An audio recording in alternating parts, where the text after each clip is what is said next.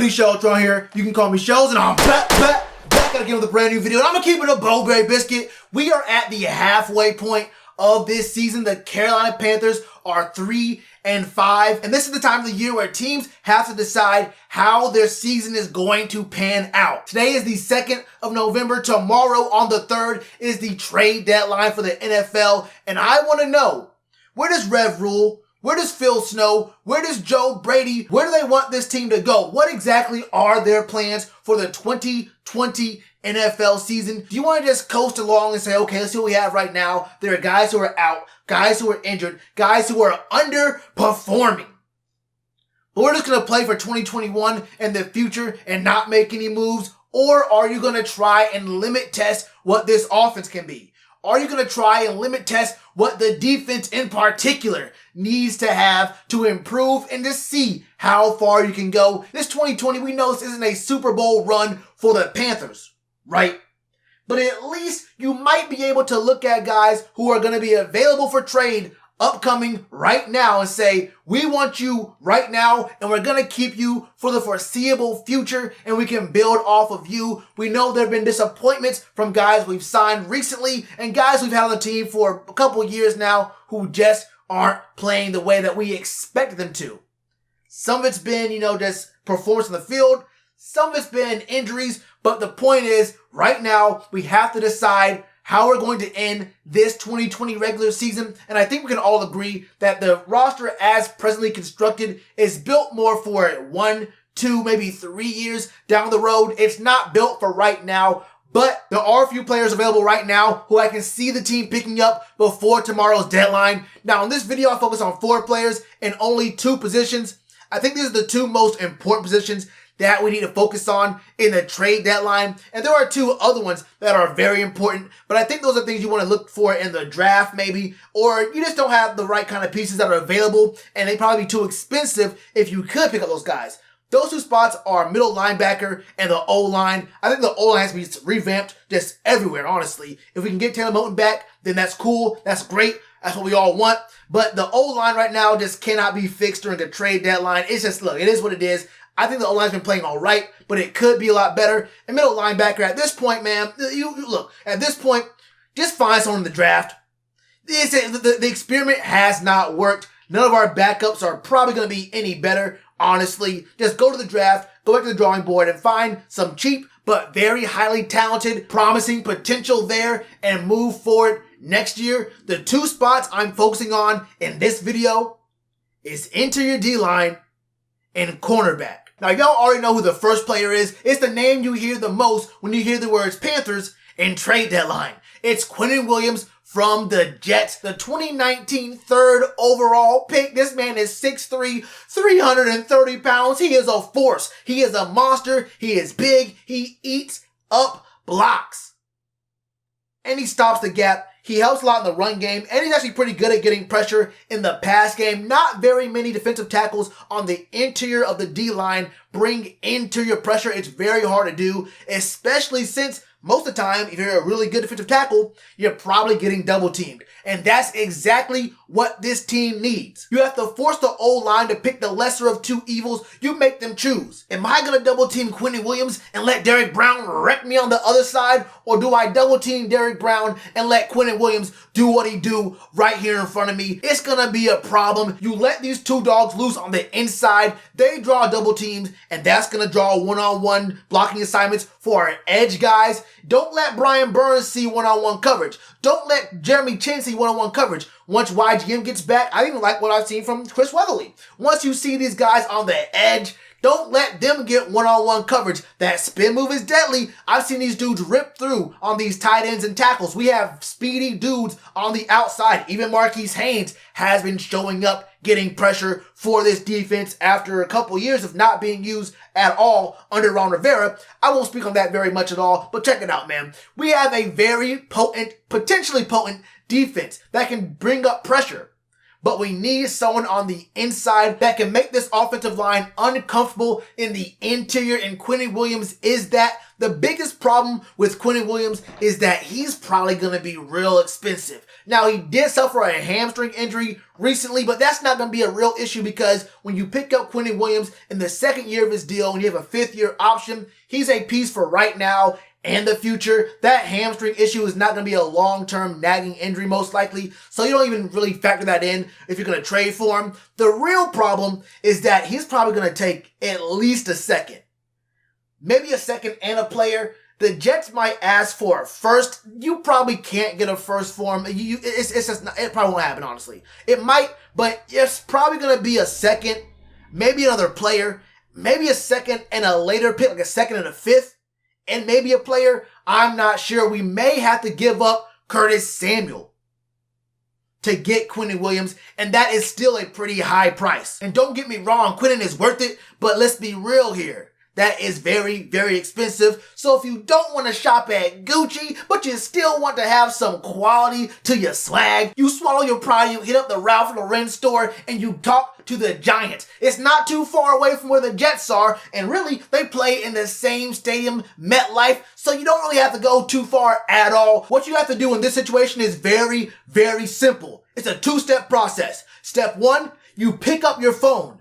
Step two, you say, hello, New York Giants, put me on the line with your very, very bad GM. Let's get a deal done. He says, okay, I'm not very good at my job. And now you find yourself with a guy in Dalvin Thomason, who is a very, very good defensive tackle for a lot cheaper than it would take to bring in Quinny Williams. Now, Dalvin Thomason is also 6'3", but he's 318. So you're giving up a little bit of weight there, but he still has that same kind of size. He still has that same kind of presence. Maybe not as dominant. He's not as dominant as Quinny Williams, but Dalvin Thomason can really fit in well with this Panthers team. He was drafted in the second round, so in this situation, you have to pick him up and then extend him because you don't want to have him for an 8-game rent or an 8-game lease. That is not a smart move to make for us right now. You pick him up, you use the money when you cut KK. I think it's about $20 million you're going to be saving on next year. He's not going to cost that much, okay? But when you already have Derrick Brown on the interior of your defensive line, you don't need to pair him with someone dominant. You pair him with someone who's respectable enough to make the offensive line have to think. You say, damn, we probably should double team Derrick Brown, but Dalvin Thomason can also put in work as well. He can beat a one-on-one.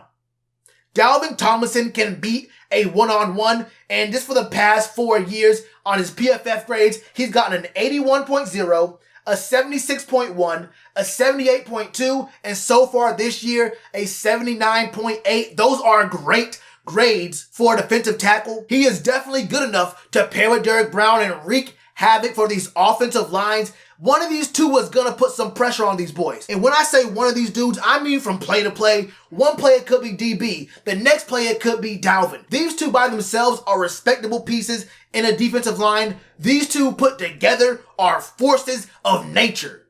Now, just this past year, Dalvin did have 3.5 sacks, which would probably bring his value up.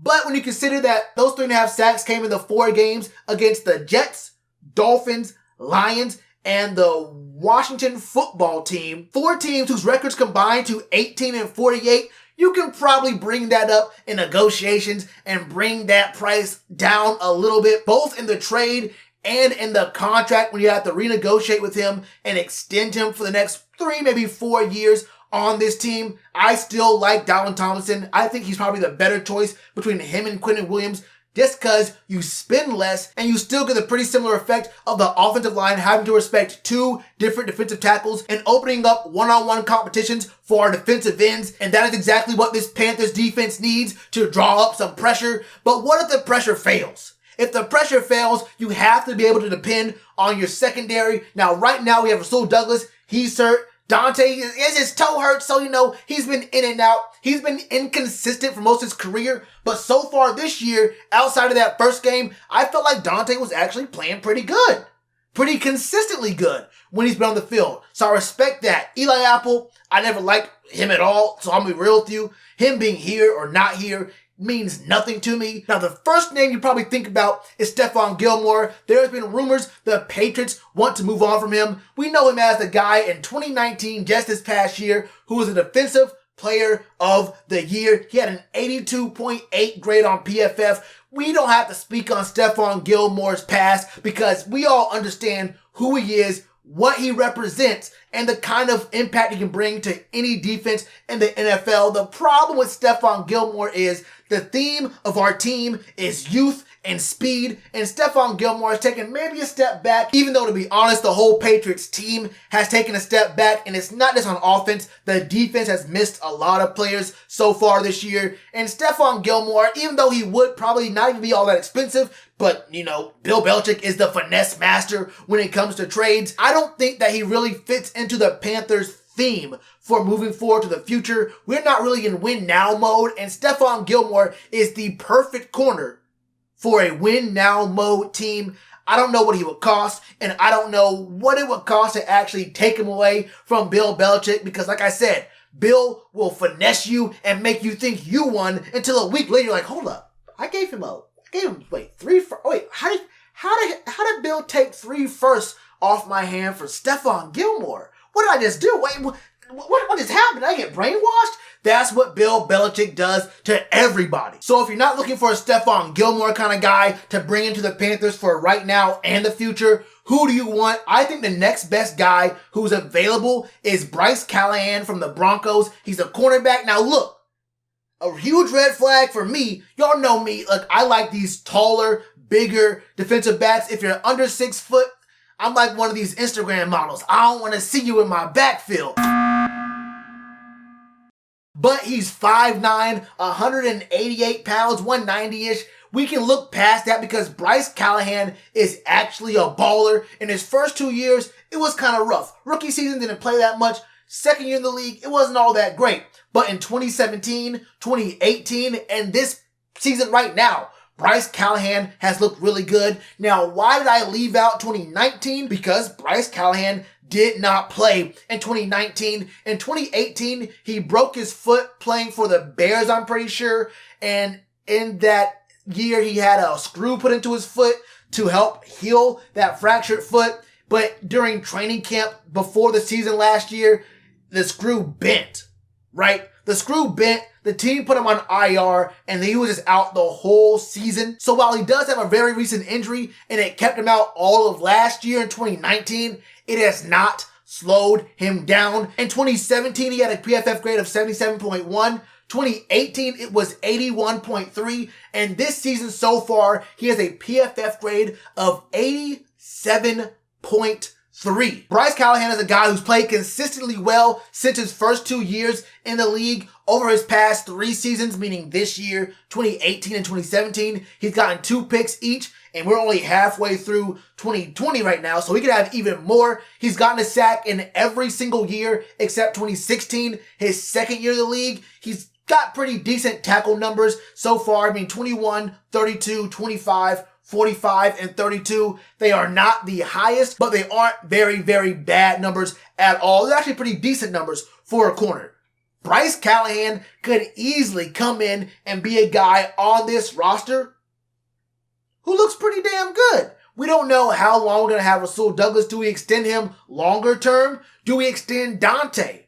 After 1 year of actually being consistent from, the first 2 years where he was very inconsistent, I think he looks a lot better right now, and he has the potential to be a very good cornerback in the league, given his speed and given how much he can actually read the field when he actually wants to, and he can catch the ball. Dante can actually catch and get interceptions, but Bryce Callahan is a player this team has to look at. You have to look at him and say, this could be a guy who helps out our defense for years to come, especially while we wait on guys like STO and guys like Troy Pride, who are usually in the right place at the right time, and his head's in the right spot. But he's just not strong enough. He's just not big enough for the game right now. And those guys may not be ready this year or next year fully. I think Bryce Callahan is worth looking into. If you can get him for maybe a 4th, I don't know about a 3rd. A 3rd might be a little bit crazy. But if you can pick him up for a 4th, maybe even a 4th and a 6th, I'd take that every single day. That's how I feel about it. What are your thoughts? Any guys I missed? Who would you guys want to trade for? What would you trade them for? Would you trade at all or just stay in pat with what we have right now? Let me know all your thoughts in the comments below. And you already know what to do with that like button. Cheers to you, appreciate the chance. Been told y'all I been the man. Been told y'all I had the gift. Tell a friend to tell a friend. Real ones gonna recommend. Count this as another win.